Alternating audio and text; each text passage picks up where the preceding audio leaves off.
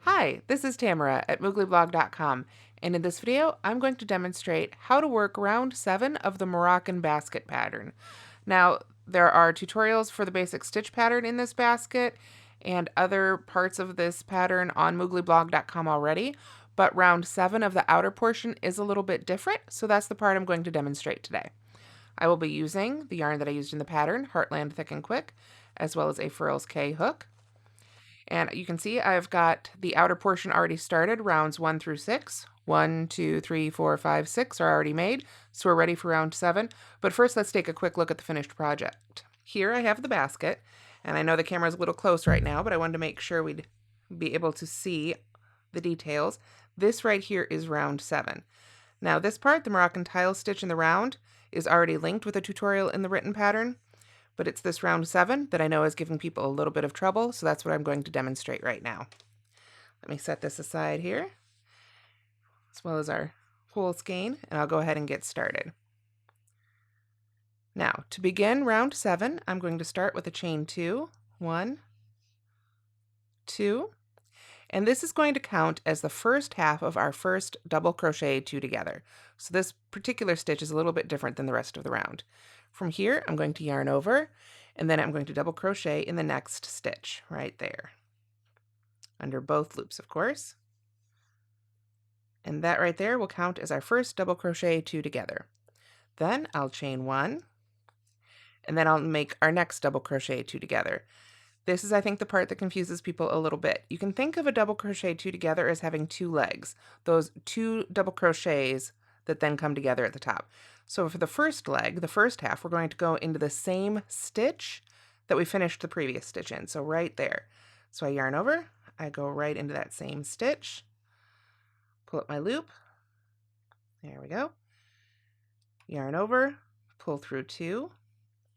And with 2 loops remaining on the hook, I will yarn over, go into the next stitch, which hasn't had a stitch in it yet.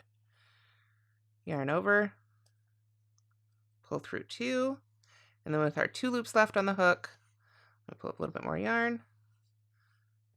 I will finish the double crochet 2 together. So you can see this starts off the stitch pattern, which is normally pretty open because we're working other colors into it, but here at the bottom we want it to be a little more solid. So let's continue.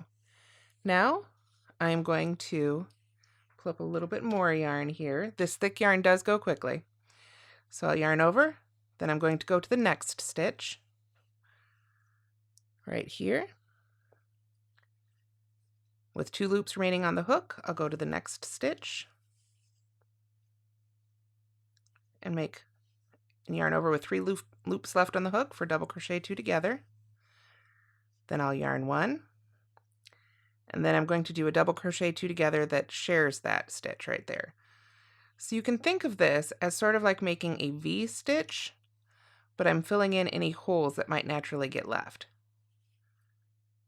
So I've got a double crochet 2 together in 2 stitches, then I chain 1, then I make another double crochet 2 together where the first leg shares space with the last leg of the one previous.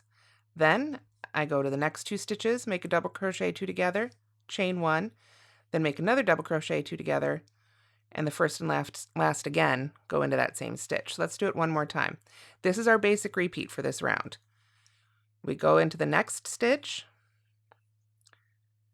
start a double crochet, stop with 2 loops left on the hook, yarn over, go into the next stitch, start our double crochet, then with 3 loops left on the hook, we yarn over and pull through all 3. Then we chain 1.